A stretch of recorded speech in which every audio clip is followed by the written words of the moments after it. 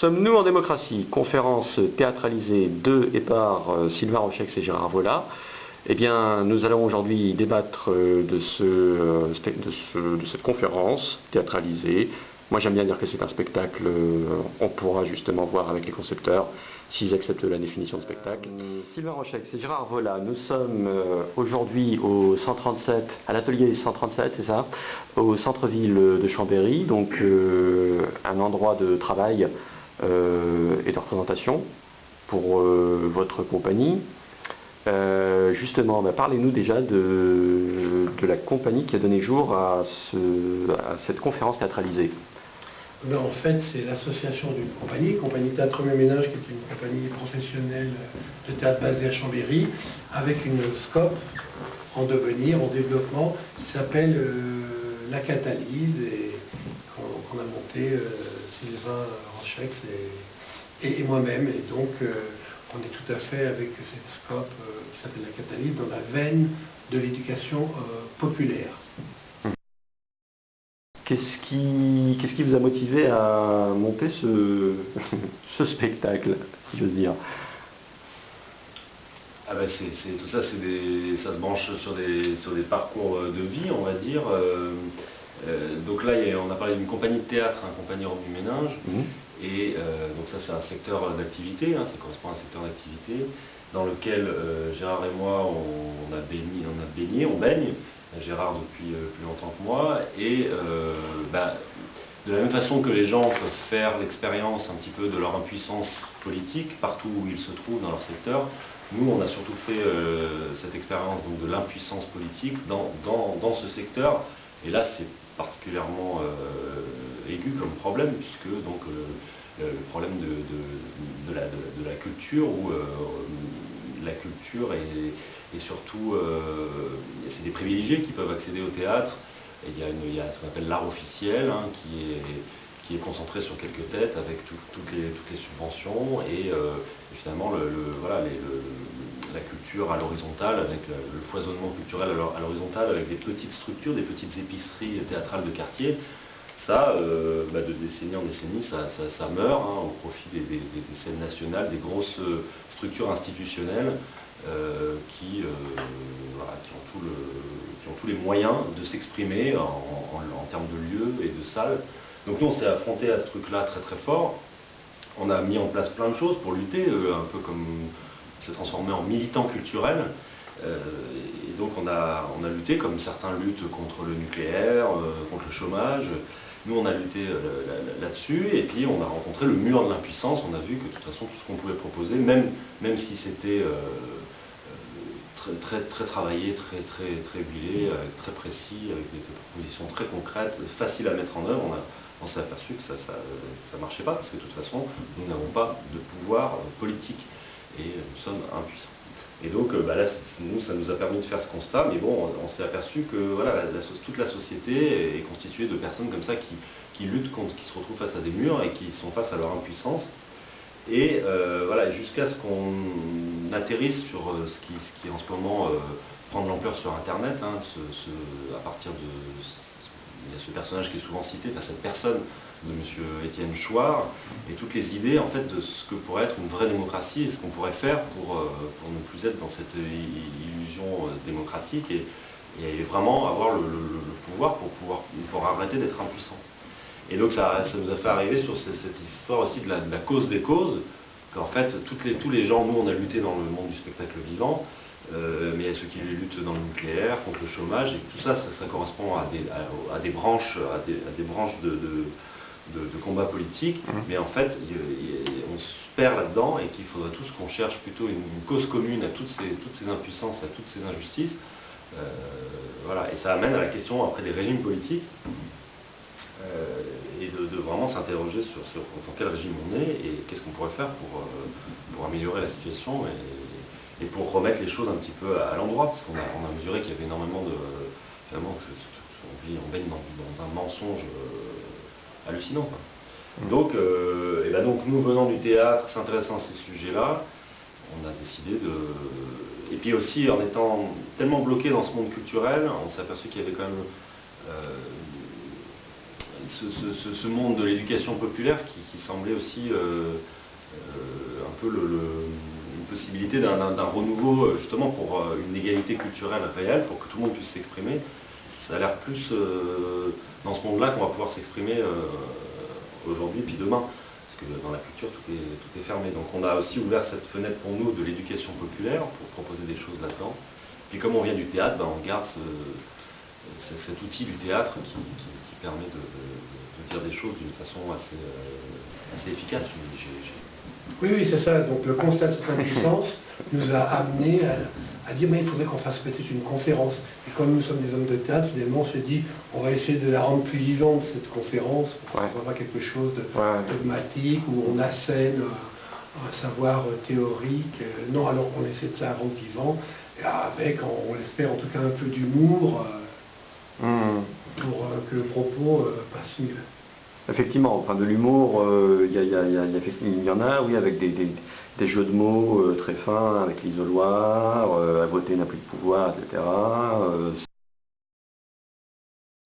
Cette histoire de démocratie permet aussi au passage de chercher à définir, de passer par d'autres définitions au final, et notamment celle de l'oligarchie, puisque selon vous, le citoyen français actuellement vit plutôt dans une oligarchie qu'une démocratie, si j'ai bien compris.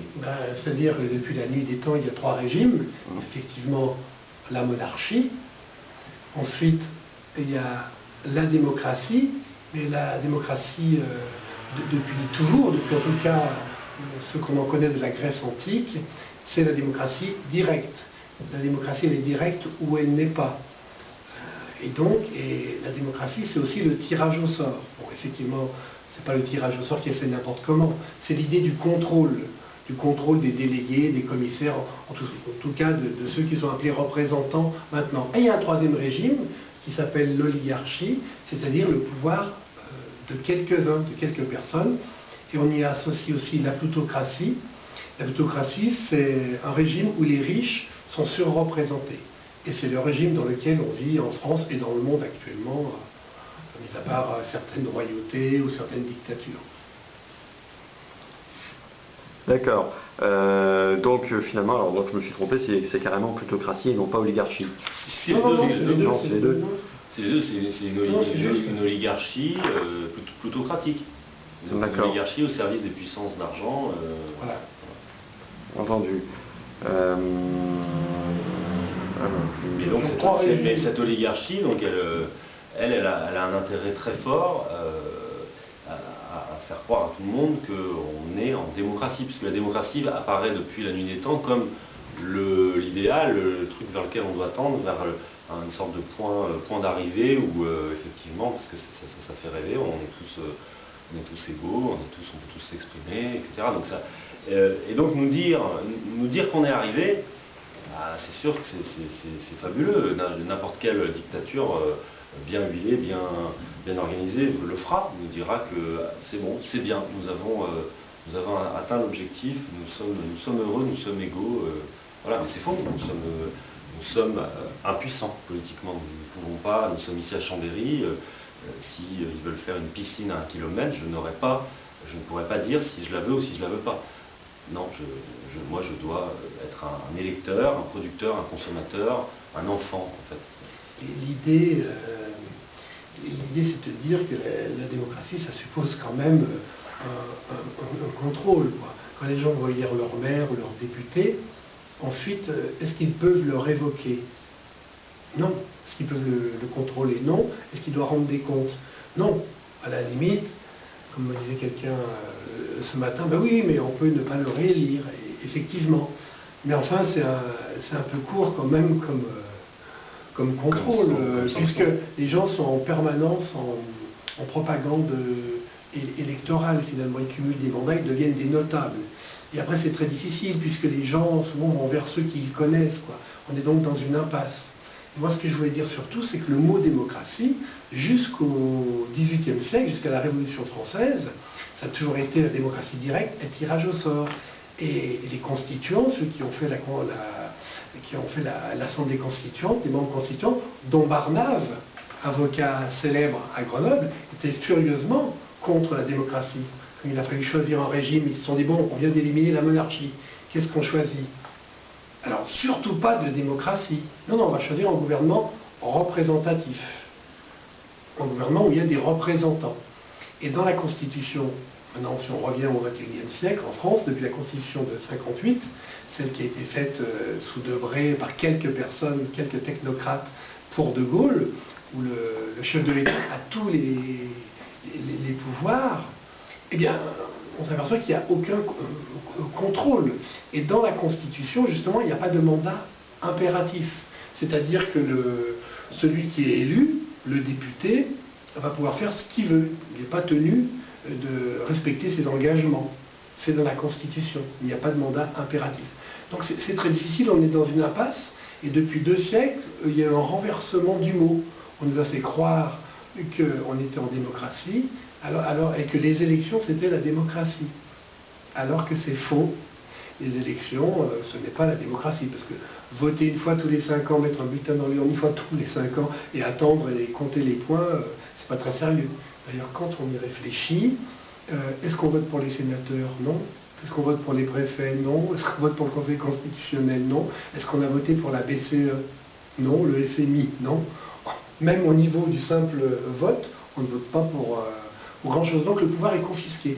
Et donc l'idée, ce serait d'éveiller un petit peu les consciences pour que les gens se disent, ben non, cette constitution, elle ne va pas. On a liberté, égalité, fraternité sur nos frontons de mairie, mais ce n'est pas respecté. Ce ne sont que des mots.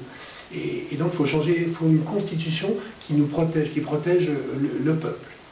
Parce que même si on veut stigmatiser personne, quelqu'un qui est député et qui serait très vertueux, comment peut-il faire? Il ne va pas aller contre ses propres intérêts et faire des lois qui vont aller contre ses propres intérêts personnels. C'est pas humain. Et même s'il voulait le faire, le groupe, son parti, son organisation lui dirait, oh, stop. Et s'il voulait se faire réélire, s'il veut faire carrière, ce ne serait pas possible. Donc on est dans cette impasse-là actuellement et on essaye d'éveiller la conscience des gens avec cette conférence qui n'est pas, je crois, dogmatique, où il y a de la contradiction qui est apportée avec le personnage du docteur Castoriadis, qui joue le rôle du savant, qui a le savoir, et le personnage que j'essaye d'incarner, qui représente un peu toutes les interrogations du peuple, quoi. Absolument. Puisque vous parliez de système vertueux, effectivement, ça c'est une des expressions qui m'ont interpellé dans ce spectacle. Il faudrait un régime politique qui pousse à la vertu, et donc selon vous, alors ici j'ai bien compris, ce serait quelque chose qui s'apparente à la démocratie athénienne, à moins que... Alors la démocratie athénienne, en fait, on présente comme un germe, c'est-à-dire que c'est quelque chose qui contient des bonnes idées. Mais effectivement, c'est une période de l'histoire, et donc comme dans toute période historique, il n'y a pas que du bon. Il y a eu des guerres, ils avaient des mœurs qui étaient ceux de l'époque, ils avaient une certaine éthique qui était la leur. Mais la démocratie athénienne, c'est simplement de dire que là-dedans, si on va regarder non pas du côté de ce qui va être négatif justement, mais si on va regarder ce qui est positif, ce qui est intéressant, en termes de philosophie politique, en termes politiques, et bien là on trouve des techniques qui on se dit mais c'est intéressant cette technique. Et c'est des techniques où on se dit tiens, ça pourrait rendre les gens plus vertueux, et le pouvoir, on pourrait en souffrir moins. C'est ça l'objectif, c'est que le pouvoir, depuis la nuit des temps, le pouvoir donc corrompt, engendre tout un tas de problèmes et de catastrophes. L'argent aussi, la propriété, ça c'est toujours des notions qui posent problème. Mais il y a des hommes qui travaillent, qui réfléchissent, qui se disent tiens, il y a des petits outils à mettre, des règles, des principes qui vont assurer une protection maximum. Et donc dans la démocratie athénienne, c'est là, Gérard en parlait, on trouve donc des principes tels que le tirage au sort. Mais tout ça, ça, le tirage au sort, il y a plein de choses avec, parce que en fait, ces principes, ils s'emboîtent les uns dans les autres, et chaque principe pris tout seul n'est pas suffisant. Et c'est un peu voilà, c'est pour ça qu'il y a une dimension de paradigme. Alors, on peut arriver à un nouveau modèle, en fait, qui est cohérent. Donc le tirage au sort, mais auquel on va associer le fait que ceux qui sont tirés au sort, ils vont avoir des mandats qui seront courts, qui seront non renouvelables, sans cumul. Gérard a parlé de la révocabilité, on va s'assurer que ces personnes, le peuple aura la possibilité de les renvoyer si ça ne va pas. Ces personnes, elles vont devoir rendre des comptes à la fin de leur mandat, qui est court. La souveraineté, elle va surtout être au niveau de l'Assemblée du peuple, elle ne va pas être sur une petite équipe qui va décider pour les autres. Donc la démocratie, ça fonctionne par le vote de chaque citoyen présent à l'Assemblée. Et donc là, la liste est longue, hein. J'invite tout le monde à aller fouiller sur Internet, dans les livres, pour voir toutes ces techniques de démocratie directe et se dire, est-ce que c'est pas ça dont on a besoin?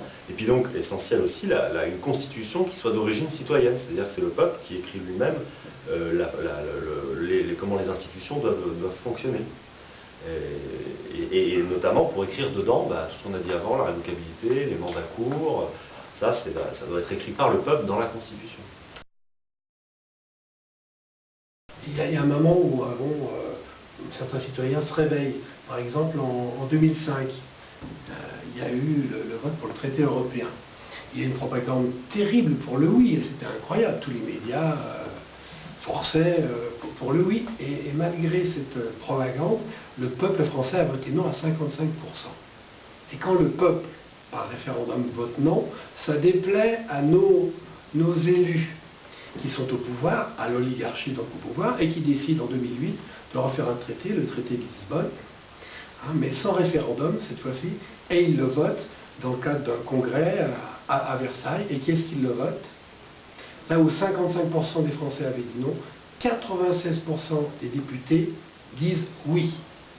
Les députés forcément de l'UMP et du PS, pour parler de la situation actuelle. Donc, on a volé le vote du peuple. Donc ce sont bien des ennemis de la démocratie, puisqu'ils n'ont pas respecté la souveraineté du peuple. Et donc ça, ce n'est pas acceptable. Donc ce système doit changer. Donc nous, on apporte notre pierre à notre niveau. Donc on peut dire que oui, c'est un spectacle, et c'est du théâtre politique. Et là, je renvoie à Sylvain la Grèce antique, parce que dans la Grèce antique, à l'époque de Démosthène, le théâtre avait une fonction politique dans la cité. Oui, c'était le théâtre, contrairement à aujourd'hui où ça fait partie du ministère de la Culture, c'est un art, on perçoit comme un art, où on va chercher une qualité d'exécution, on va chercher à impressionner.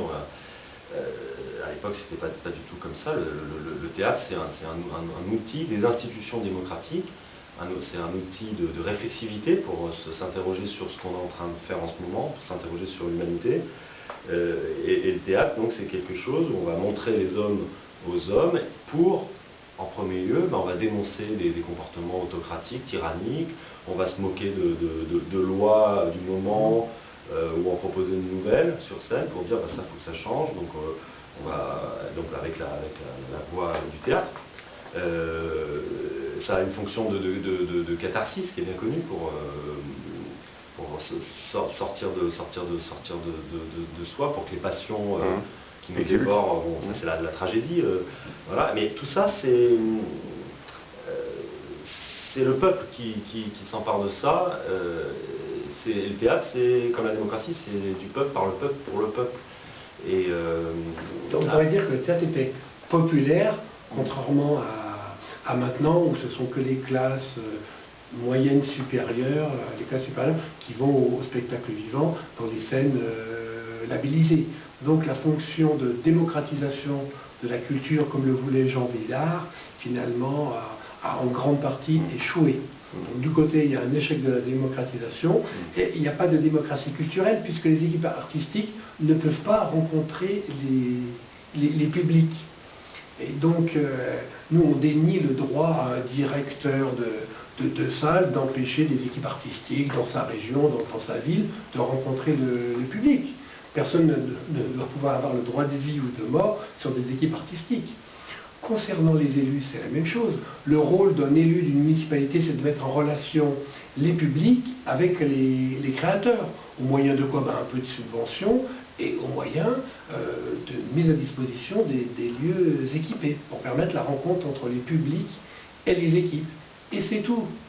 Point barre. Et on parle sans arrêt d'accès à la culture, c'est un truc qui est complètement galvaudé, de l'accès à la culture dans le sens, il faut que les gens, le peuple, lisent des livres, aillent au théâtre, aillent au cinéma, aillent au musée. Toujours dans ce sens-là. Alors que la culture, c'est le fait que les gens peignent, lisent, jouent du théâtre, fassent des courts-métrages, c'est ça. En fait, on se trompe complètement. La culture, c'est quand chacun est source de culture pour ses contemporains. D'ailleurs, pour compléter ce que tu dis, Sylvain, dans les programmes politiques d'une manière générale, tout le monde parle d'accès à la culture et de pratiques sportives. Donc vous pouvez pratiquer le handball au gymnase, le foot sur le terrain de foot, vous pouvez aller à la piscine aussi, mais la culture c'est simplement l'accès. Venez admirer les grandes œuvres, les grands artistes que l'on a sélectionnés pour vous. Et donc nous on dit non, tout le monde doit pouvoir s'exprimer et l'accès aux lieux publics et la liberté d'expression ça ne se négocie pas. Donc on est dans une réelle dérive totalitaire parce qu'on est dans un régime oligarchique et non pas en démocratie. Et tout est inversé vraiment, parce qu'en fait, on arrive à une situation, franchement, qui s'exprime, et nous y compris, même on va dire dans les théâtres, qui s'exprime dans les radios, dans les théâtres, dans les télés. Ce sont des gens qui sont à l'aise, ce sont des gens qui ont de l'argent dans les poches. Or, si on veut profiter de la capacité de transformation sociale du fait de s'exprimer, de parler dans un micro-radio, de parler sur une scène de théâtre, c'est bien ceux, pas qui en ont dans les poches, mais qui en ont plein le cul, qui doivent s'exprimer. C'est eux, c'est une infirmière qui n'en peut plus de sa hiérarchie, qui en a marre, qui trouve son salaire trop bas, voilà, c'est elle qui doit dire ça, j'en ai marre, et qui doit trouver un moyen d'expression pour le dire. C'est un routier qui est acculé aussi par ses patrons, c'est ces gens qu'on devrait entendre, mais on entend des bourgeois ou je sais pas, enfin on entend, en tout cas, c'est comme tu parlais de la représentativité au niveau politique, non, on n'a jamais, de la même façon qu'on n'a pas les 30% d'ouvriers à l'Assemblée nationale, eh ben on ne les a pas non plus au niveau des micro-radios et des théâtres.